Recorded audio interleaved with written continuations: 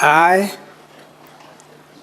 Robert Onsare Monda, do solemnly swear that the evidence that I shall give before the Senate in respect of the matters before the Senate shall be the truth, the whole truth, and nothing but the truth. So help me God. Could you tell the Senate what you do for a living? Mr. Speaker, I am the current Deputy Governor of the Kisii County Government. And are you a Christian, and of what denomination, and a family man? Mr. Speaker, I'm a Christian in the Seventh-day Adventist Church, Seventh-day worship on Saturdays, and I'm a church elder in the same church for a number of years now. Family? You're a family man? I am a family member with a wife, adult children, and several grandchildren, Mr. Speaker. Now, you are aware of... Sorry, I have, Mr. Speaker, served as a member of parliament in the Parliament of Kenya, the 10th Parliament. And Mr. Speaker, in the same Parliament, I chaired the Health Committee, coming up with the Cancer Act, and also several other acts that we amended and proposed.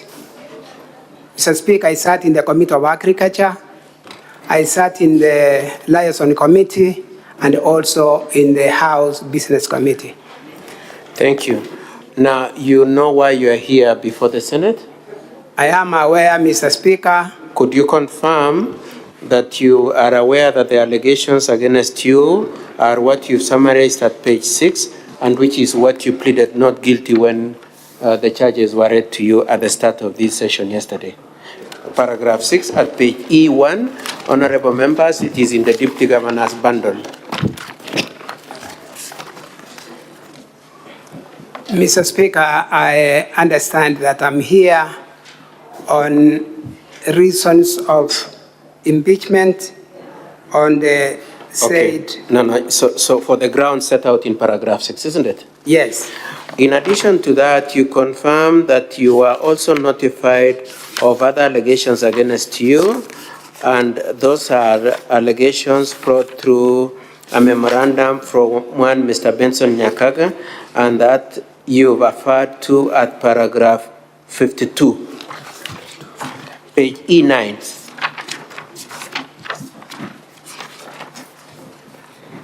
Mr. Speaker, yes. And that was from public participation? Yes. And you've summarized those allegations against you at paragraph 48 of your affidavit at page E8 to E9? Yes, sir. Okay. And you maintain that all those allegations against you seeking your impeachment are not true? Yes, Mr. Speaker. Now, in support of your defense, you are relying on all the witnesses you've called? Yes. You are also relying on your affidavit, which you have annexed to the bundle and failed to the honorable members of the Senate. Yes, page yes, E1 to page E16. Yes, Mr. Speaker. You are also relying on your personal statement that was also presented at page 162 to 172. Yes, Mr. Speaker. You are also relying on the affidavits of Ann Misati at page 63 and the affidavits of Namuel Mwanga, Kennedy Kashaba, and Joseph Kwaro at page 118 to 120. Yes, Mr. Speaker. Together with all the annexes and the documents you've supplied and the videos. That is true, Mr. Speaker. Okay, now did you listen to the testimony by Mr. Joseph Misati? Yes, I did, Mr. Speaker. And you recall that Mr. Misati explained that some 251,000 was given to you from his cooperative account. Yes, Mr. Speaker. And he referred to the M-Pesa accounts. Yes. you adopt that testimony? I do adopt that testimony, Mr. Speaker. You also heard him say how money was pulled from his wife, Ann Misati, to the account of his son, Dennis Misati, and then passed on to your account, being a sum of 249,000. Do you adopt that testimony also? Yes, I do. Then the claim is that you received 800,000. The total of those amounts come to 500,000. What is your position about the balance of the 300,000? Mr. Speaker, Mr. Speaker, the balance of 300,000 is ununderstood to me, and I do not know anything about it.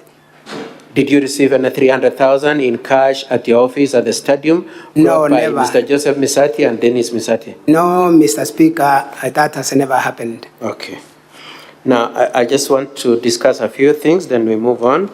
Could you confirm that at paragraph 16 to 24 of your statement, you have explained the issue of your receipt of the 500,000 that you've just explained? Paragraph 16, page E5. Yes, page E5.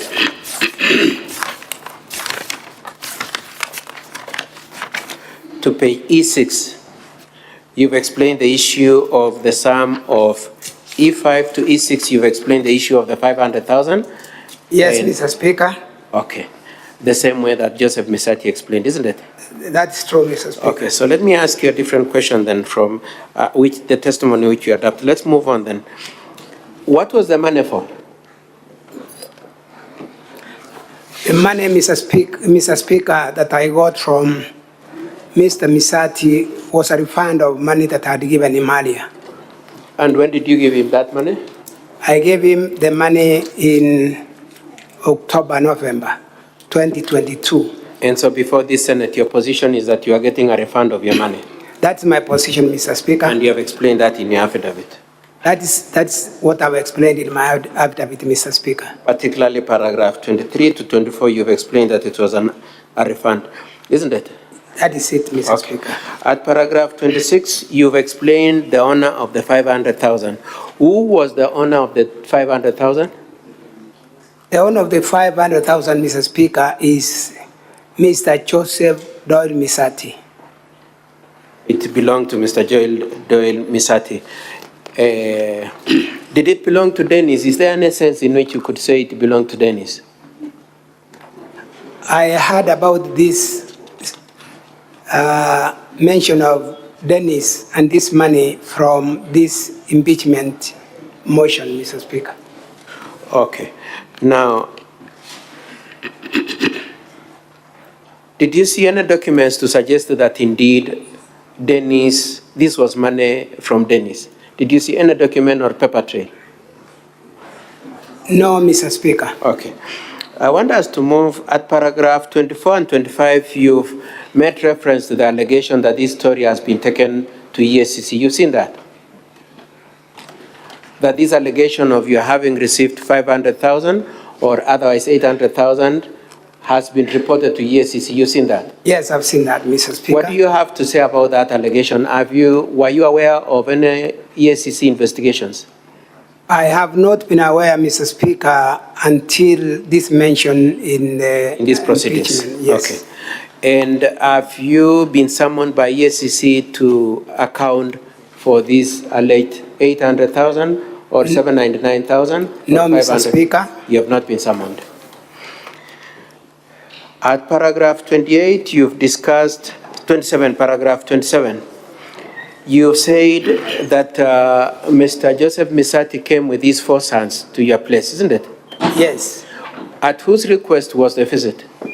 The visit was a request by Mr. Misati. It was a request from Mr. It was not you who summoned them, as Denny said? No, I did not summon them. Okay. And in that paragraph 27, you said Dennis and his 3 other brothers sat at a distance from you and Mr. Joseph Misati, isn't it? That's true. Do you have a rough estimate of how far apart you were? Mr. Speaker, we are in two different houses that could be probably 20, 30 meters apart. So, different houses and could be between 20 and 30 meters apart. That's true. Is there any point at which you were in a congregation of yourself, Joseph Misati, and the four sons? Together? Together, when they entered my home, we sat in the main house, and when they were served with tea, then we moved out. My question is, when, in the course of the visit, was there any point at which you were all together talking, discussing, anything? No, Mr. Speaker. No, at no point. And both Mr. Dennis Misati and Mr. Joseph Misati confirmed that, isn't it? That's true. Okay. Now, I'd like us to move on to paragraph 29 and paragraph 30. What is your answer to the question raised by Dennis that this money was a bribe? Sorry? At paragraph 29 and 30, Dennis Misati says that this money was a bribe. What do you, and later on said it is a facilitation. What do you have to say to that allegation? Mr. Speaker, the two allegations are a new thing to me. I do not approve of it. I do not accept it. Did you receive a bribe from either Dennis or his father or both of them? Mr. Speaker, I have not received a bribe from my friend Joseph Misati, nor his son Dennis. Nor both of them jointly? Nor both of them, of course, jointly. Okay. Now,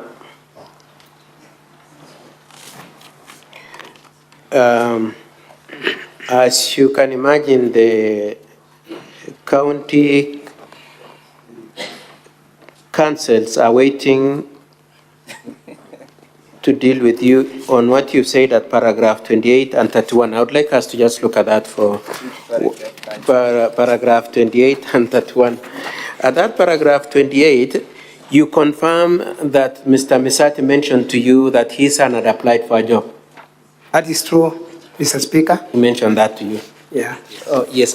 Paragraph 28 at page E6, honorable members in the DG's bundle.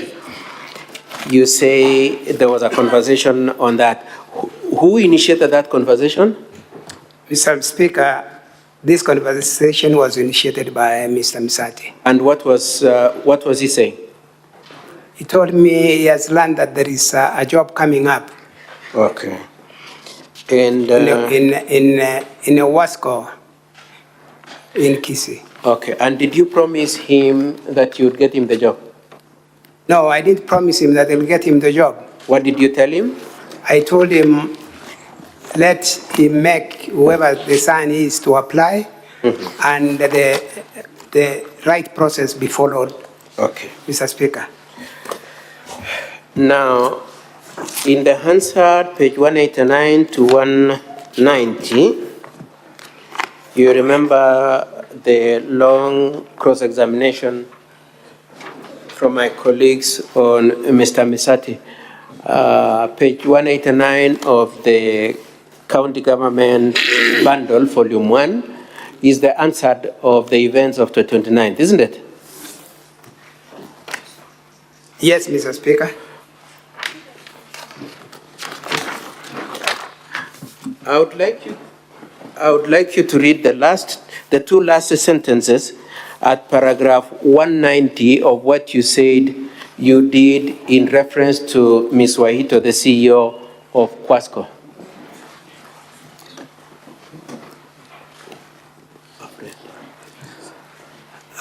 Mr. Speaker, and I read. Just read the whole paragraph.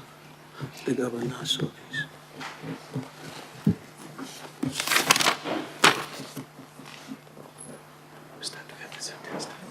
Okay, just that here.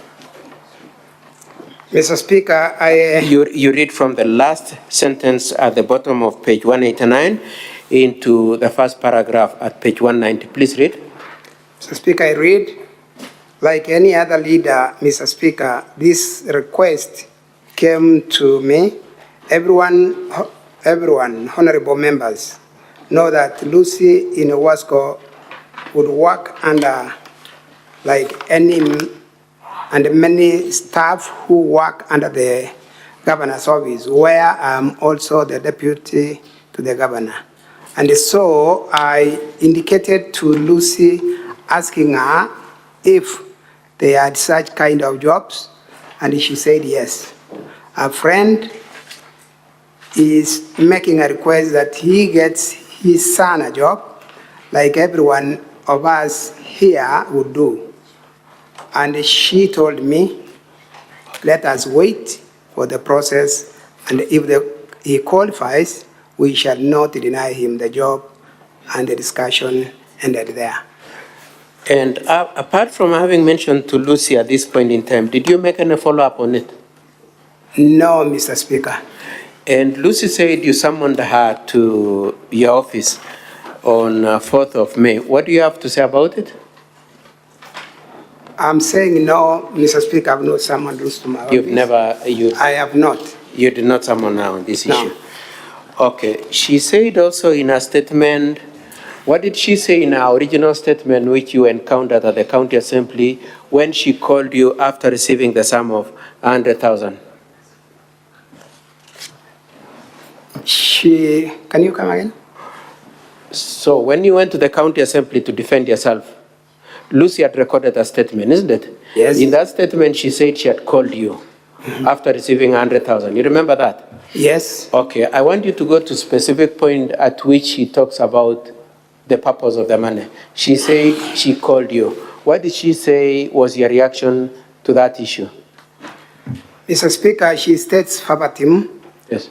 on the morning of 29th May 2023, I called the deputy governor and asked him what the money was. Which paragraph is that again? Just tell the honorable. This is on page E7, paragraph 38, honorable senators. The deputy governor's bundle, sorry.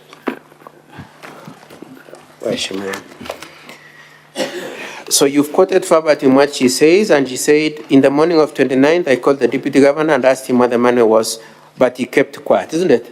Yes, Mr. Okay. Speaker.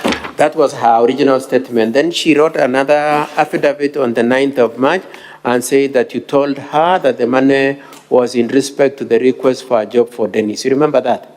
I remember, Mr. Speaker. Do you agree with what she said in the affidavit? I do not agree with that statement in that affidavit, Mr. Speaker. Okay. And do you agree with what she said in the statement of 8th of February saying you kept quiet? Mr. Speaker, I also don't agree that I kept quiet. And what do you have to say? Do you remember that conversation occurring? Yes, Mr. Speaker. And what did you say? I told her that that money was mistakenly, erroneously sent to her number. Okay. And asked her if she can send the money back. Do I continue? Okay. And so then I would like us to move on then. So you told her it was an error, it was sent to her by error? Yes, Mr. It was Speaker. meant for? The same money was intended to go to another person, Gladys Aminga, who does transport business and had given her an assignment to deliver building materials, and I was paying for the same, which money went to the wrong recipient, Okay. Mr. Speaker. Now, then there is the story of whether or not you try to reverse the remittance. What do you have to say about that question of whether or not you try to make to reverse the remittance? Mr. Speaker, I don't want to claim to be an expert in IT. I tried to do the reversal. I didn't manage, and I do not get a reason why I couldn't manage, and therefore I stopped it at that as I waited for the Lucy Waitho to return the money to me. And did you eventually get the return of the money? Sorry? Did you get the money returned to you? Yes, Mr. Speaker, the money was returned to me. On which date? On the 30th of May, To Lucy Wahito. To Aminga. Yes, Mr. Speaker. Aminga. Yes, Mr. Speaker. Once I realized that I made a mistake and sent the money to a wrong recipient, I immediately remitted the money Gladys Aminga needed that morning to deliver the materials we had discussed. And you've explained those payments at paragraph 35 of your affidavit, isn't it? Yes, Mr. Speaker. Now, could you confirm that those entries of the remittances to Gladys Aminga are in your M-Pesa statement at page 89 to 104, 89 to 104, at particularly paragraph 99 and 97? The sum of 100,000 plus 40,000 plus 65,000. In the Deputy Governor's bundle again. Which page? Page 99, or rather, yes.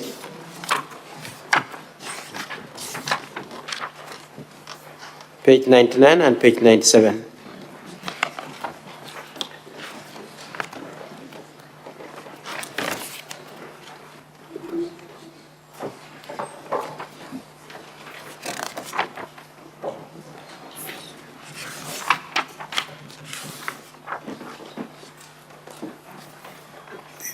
This pamphlet I have here is not.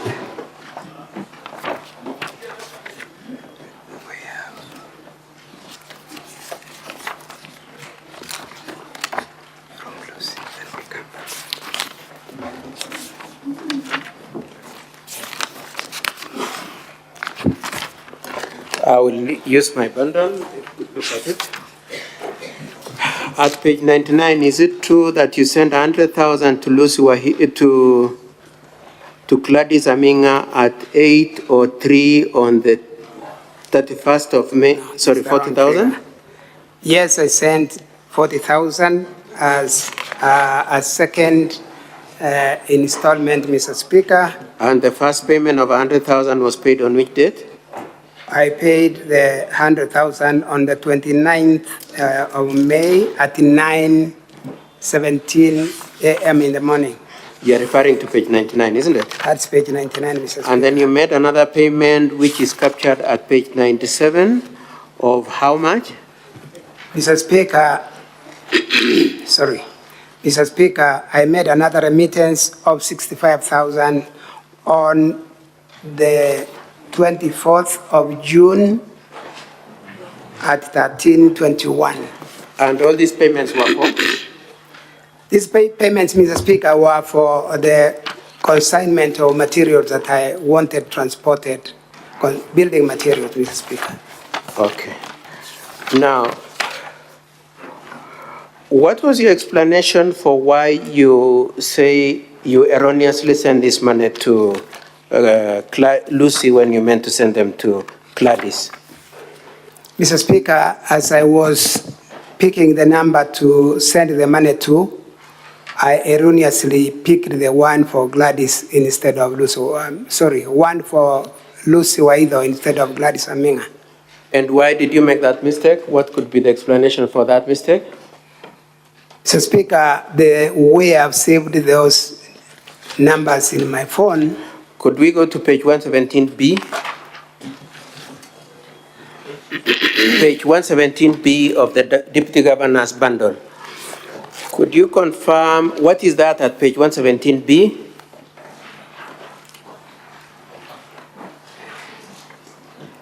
What is that at page 17B? Is that these are the contacts, Mr. Speaker. This is your phone book on your phone? Yes, Mr. Speaker. The way you saved the numbers? Yes. And could you confirm if the names of both Lucy and Gladys are there? Yes, Mr. Speaker. Could you say how have you saved the name of Lucy? The name of Lucy is saved as CEO Wasco Lucy. And the name of Gladys? CEO Healthy Gladys Aminga. How far apart are those two names? Neighbors, Mr. Speaker, to one another.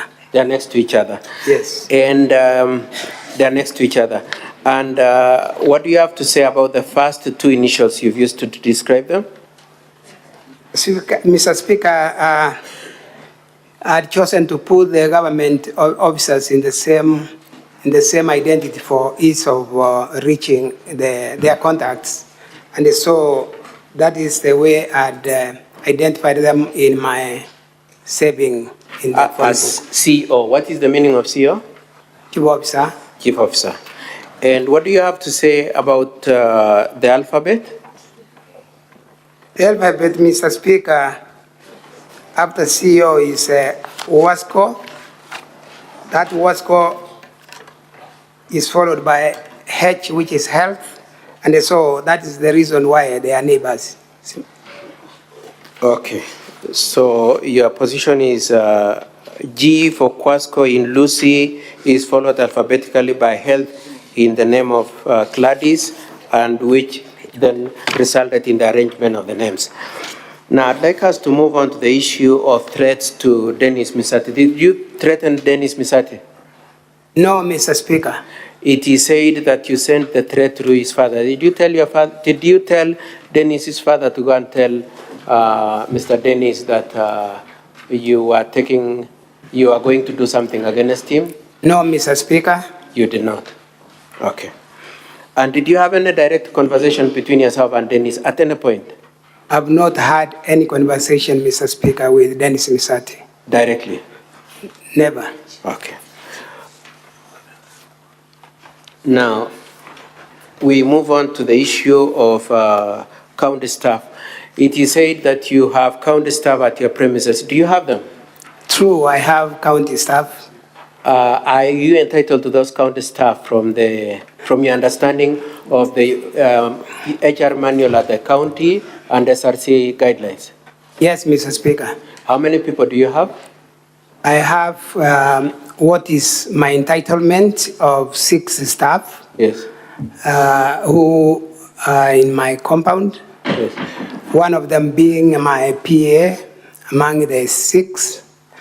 And Mr. Speaker. Okay, now let's move on time. I also have enforcement officers to give security to my compound. Okay.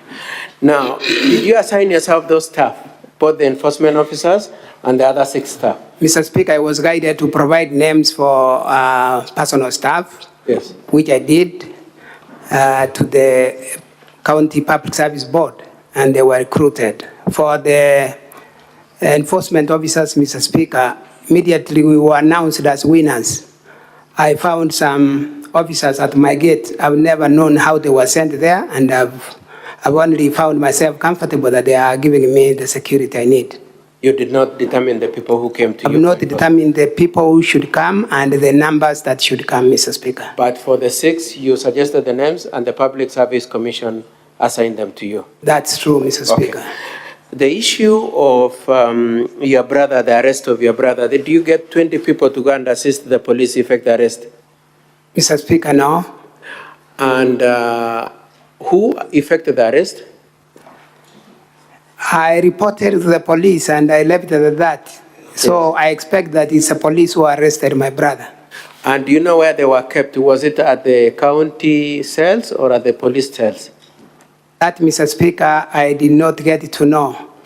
And did you take out an OB for your complaint? Yes, Mr. Speaker, I did. You have an OB? Yes. Okay. And do you... Okay, I will leave it there. Now, it is said that you use the county staff to feed dogs, to dig a well, to maintain dairy, and to do farming. Let's start with farming. Do you recall that your brother, after testifying, when he was being re-examined, said neither you nor him is doing any farming? Yes, that he did, Mr. Speaker. And is it true that you're not doing any farming? Mr. Speaker, I do not do any kind of farming in my Kisii rural home. But Mr. Matundura, your brother Robin, had said that you use them for farming, and then came here and said there is no farming, isn't it? Yeah, he has those 2 positions, which I do not know how he will explain it. Okay. The well? The well, Mr. Speaker, I have not done a well in my home since I became Deputy Governor. The well I have was done in 2003. Okay. And dairy? I do not keep any kind of livestock, be it a dog, cat, cattle, name them poultry.